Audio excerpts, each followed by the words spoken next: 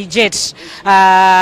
number plate yake imene KU 7629 nda amene ndithu akubwera paka dali pano ndi nzanga Wanda Msisya amene nda amene akubwera pa hijet number plate yake imene KU 7629 nda amene ndithu akubwera paka dali pano ndi nzanga Wanda Msisya amene ndithu akhale ndikuthandizana naye ntchito Wanda candidate nda amene wafika pa hijet akwendesa okha candidate wo ndi amene afika papawa Phunziro Mvura Phunziro Mvurawa ndokuti adakhalapo asilikali iwowo nthawi inache panopa amapanga zomenyera ufulu anthu nde anaonesa chidwi chokuti afuna kukhala president ndithu kuyambira mbuyomo ndi apapa ndiye sano apeza ndalama imene mafunikayo yokwana 10 million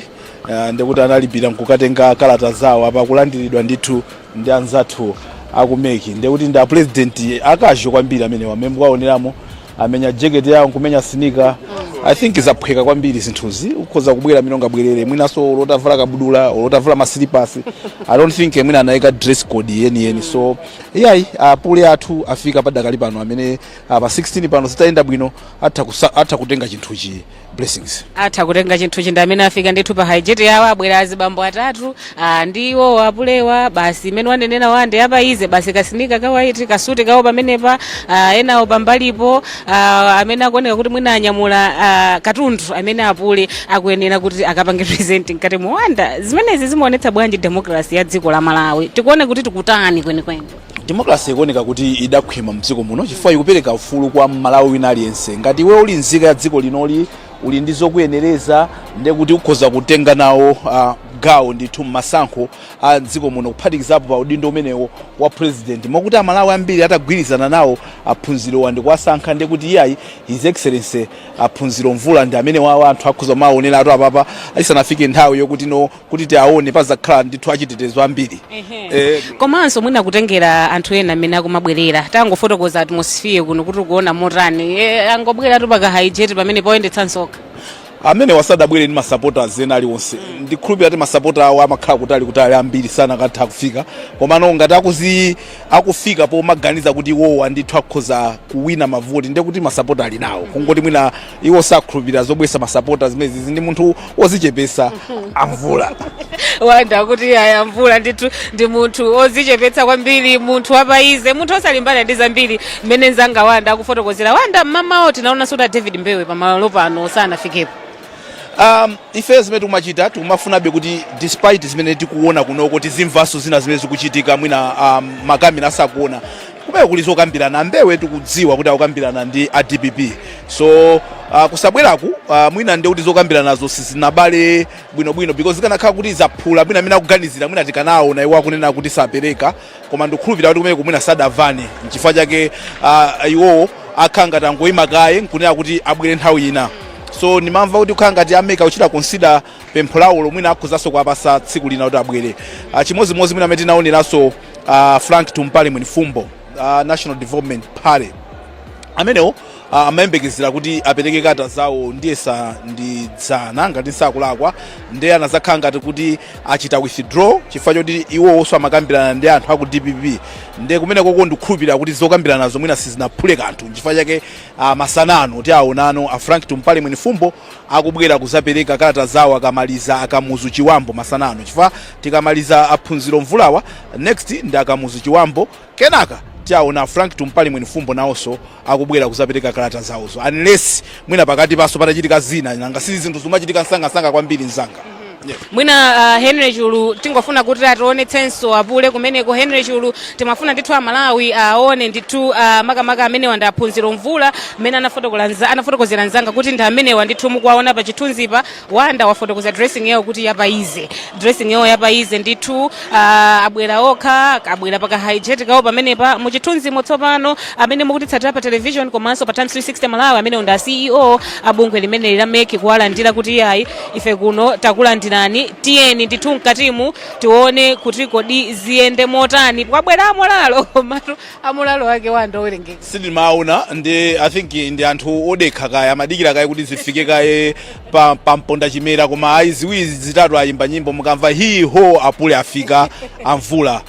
komano I think tikamaliza so mayankhula za nthabwalazi tizikhabe za serious izi si za serious blessings and pena pake munthu umaganiza kuti kodi anthu amene wawa akuganiza bwanji confidence akuitenga kuti tinaona dzulo apa ashado atabwera koma kuzoyankhula zosiyana kukanikira kuyankhula zimene zijawanda zikupeputsa bwanji utsogoleri wa dziko kuti munthu alimba mtima kuti ndofuna nditsogolere amalawi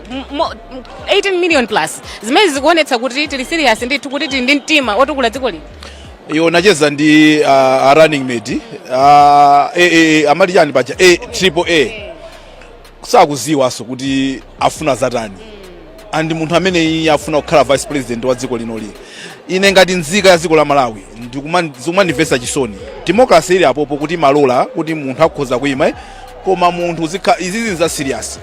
office ya president ndi office ya serious siti kusankha chair wa committee yoyendesa ukwati olevini chair woyendesa committee ya ukwati amakhawa serious chifukwa zimene zimachitika ziyanza serious komano to see anthu kubwera umapepusa office ya president ngati mnezi kuchitikira papamu wasting nthawi for everyone else I think tilingalire ngati dziko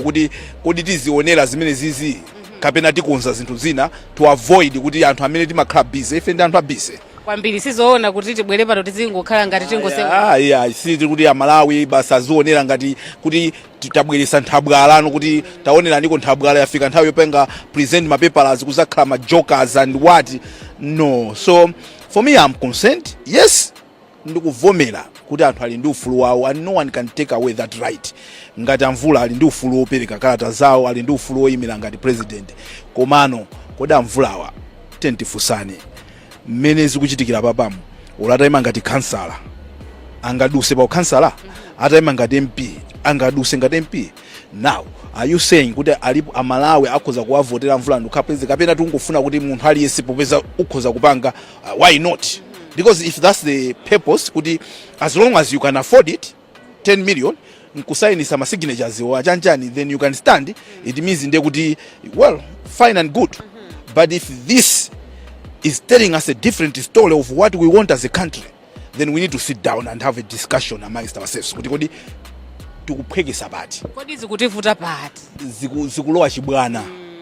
ena nimamva manoti muna 10 million kapena kungowapasa anthu agule fetereza alime kapena ma candidate 22 ndamene atenga kalata that's 220 million kwacha ni ndama yamphafu pena pake pakhoza ziwiri zitatu nkusintha ife amekiswa kunenena atuluka ayipereka timene sitibwezayi ukakasintha maganizo kwakatani ife imeneyo talandira sitimabweza ameke apata imeneyoyo so all the 22 people that have paid ma 10 million zawo or atasintha maganizo awo make cannot give them back their money. Thank you so much Wanda pakanali pano tilowe mkatimu tione kuti kodi apemphero Mvura mkatimu ziyende motani pomwe akupereka zikalata aphunziro makamaka Mvura ziyende motani mmene akupereka kalata zawo ife pano tikhati kupatsirani mwatsatanitsatani chilichonse mmene chikuenda sitikusankhaso candidate kuti awa apange kava wayi aliyense tikumpanga kamva chimodzimodzi teteni tilowe mkatimu tione mmene zikhalire.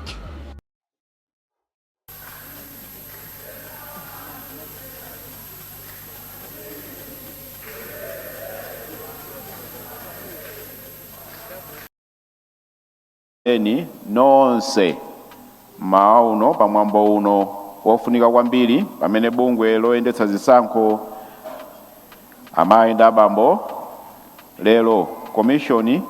ikhala ikulandira kalata zoyimira pa chisankho kuchokera kwa abambo Phunziro Mvura yemwe akufuna kudzayimira paokha pa chisankho cha president ndipo iwo akabwera kutsogolo kuno pa nthawi yawo ationetsera omwe akhale wachiwiri wawo kapena kuti pa chizungu running mate. Pamwambo wa lero ndi gawo lofunika pa ndondomeko ya zisankho chifukwa iyi ndi nthawi imene munthu aliyense amene akufuna kupikisana pa chisankho cha president akuonetsa mwalamulo kuti ali ndi chidwi chofuna kutumikira Malawi. choncho ndithokoze aliyense amene ali pano lero makamaka wopikisana na paulindowu bambo Phunziro Mvura ndi onse amene mwawaperekeza iwowa. Kukhalapo kwanu pa mwambo uno kwapangitsa kuti mwambo uno ukhale wopambana kwambiri. Mwapadera tithokoze inu bambo Phunziro Mvura candidate yathu pochilimika pa ulendowu ndi kufika pa ndime ya lero pamene mukupereka zikalata zanu kuti mukufuna kudzapikisana nawo pa chisankho cha president. Amayi ndi abambo ndikufuna ndifotokoze kuti bungwe loyendetsa zisankho lero tikufuna kutsimikizira mtundu wa Malawi zakuchilimika ndi kudzipereka kwathu kuti tipitiriza kugwira ntchito mosakondera wina aliyense komanso tipitiriza kutsatira malamulo ndi ndondomeko zonse zoyendetsera chisankho kuti zotsatira zidzakhale zokomera wina aliyense. Choncho tipemphe vanthu amene amakonda kuperekapo ndemanga pa maganizo awo pa nkhani za chisankho kuti azionetsetsa kuti fundo zimene akupereka zizikhala zogwirizana ndi malamulo kapena ndondomeko yoyendetsera chisankho mdziko lino. Pofika tsiku la lero ndikufuna ndingonena kuti ndi anthu 22 amene alipira komanso kutenga zikalata zoyimira pa chisankho cha upresident mdziko lino. Koma chachikulu choti tonse tidziwe ndi chakuti kubwera kudzapereka kalata zoyimira pa chisankho pa mwambo ngati uno ndiye umboni waukulu umene umapangitsa kuti dziko lonse lidziwe kuti ndinu wokonzeka kupikisana nawo pa chisankho. Pa mwambo wa lero amene akupikisana nawo pa chisankhochi adzakhala akusayina ndi kutsimikizira kuti adzatsatira malamulo ndi ndondomeko zonse za chisankho. Buku limene asayinire lero muli ndondomeko zimene zimafotokoza bwino lomwe mmene opikisana pa chisankho akuyenera kuchitira kampeni. Limafotokozanso kuti kampeni ikuyenera kukhala ya fundo osati zolankhula zonyozana kapena kulimbikitsa chidani ndi ziwawa. Kuphatikiza apo lero bambo Phunziro Mvura adzapatsidwa mwayi wolankhula kwa anthu amene ali mnyumba muno komanso amene akutimvera pa wireless ndi kuonera pakanema. Tikuyembekezera kuti umenewu ukhala mwayi wolimbikitsa mtundu wa Malawi kuti asunge bata ndi mtendere nthawi yonse ya kampeni komanso pamene tikukaponya voti ndi kulengeza zotsatira. Pomaliza tikupempheni nonse a Malawi kuphatikizapo omwe akufuna kuyimira pa chisankho, atsogoleri a zipani, atolankhani ndi anthu onse kuti ife tonse tione chisankho cha 2025 ngati mwayi wopereka chitsanzo cha mtendere ndi mgwirizano ku mtundu wathu wonse wa Malawi. Ndikafika pa amayi ndi abambo ndikufuna ndikuonetsereni makomishona a bungwe la Malawi Electoral Commission amene ali kutsogolo kwathuku lero mmawa uno. Tili ndi Commissioner Caroline Mfune, Commissioner Richard Chapweteka, Commissioner Dr. Sarah Rimbika Kamulongera, Commissioner Dr. Emmanuel Fabiano, Commissioner Reverend Philip Kambulire. Ndipo wamkulu wa bungwe la Malawi Electoral Commission ndi Justice Annabel Ntalimanja. Ambuye akudalitseni ndipo ndipemphe amafuliro kuti apitirize mwambo wa msonkhano wathu mmawa uno. Zikomo kwambiri.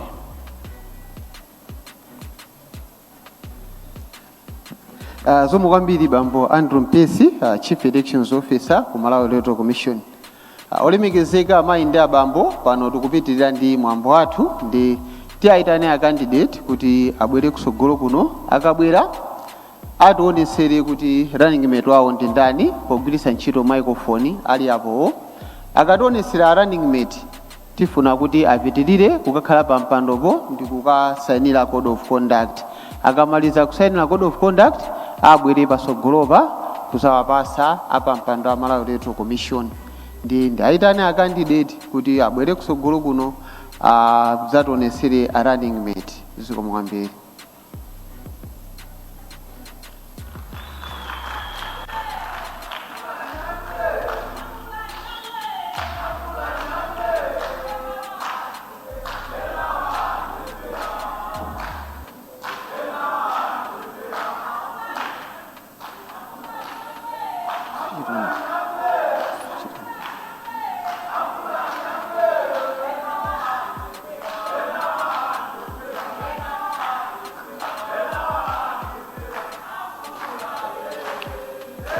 Amene amadziwa usilikali, amene amadziwa nkhondo imene mamenyedwera, amadzoti nkhondo singawinidwe popanda senior NCO. Kotero nokhala ofisala naona chanzeru uli ndikasankhe senior NCO kuti amene ndende naye pa mtundu amenewo. Retired warrant officer class 1 Cedric Nkwanda. Bwerani kutsogola running mate.